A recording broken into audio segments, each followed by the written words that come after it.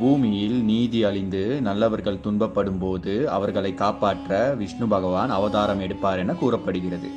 இப்படி பூமியில் தர்மத்தை காத்து நீதியை நிலைநாட்ட விஷ்ணு 10 அவதாரங்களை எடுத்துள்ளார். இந்த 10 அவதாரங்களை தச அவதாரம் என்று அழைப்பர். இதில் இரண்டாவது அவதாரமாக கூர்ம அவதாரம் கருதப்படுகிறது. கூர்ம அவதாரம் என்றால் ஆமை அவதாரம் ஆகும். விஷ்ணு கூர்ம அவதாரம் எடுத்ததை பற்றி மிகவும் சுவாரஸ்யமான புராண கதைகள் கூறப்படுகின்றன. ஒரு தடவை துர்வாசக முனிவர் வைகுண்டத்தில் இருந்து தேவலோகத்திற்கு செல்கிறார். வைகுண்டத்தில் விஷ்ணு தந்த மாலையை துர்வாசக முனிவர் தன் கழுத்தில் அணிந்திருந்தார்.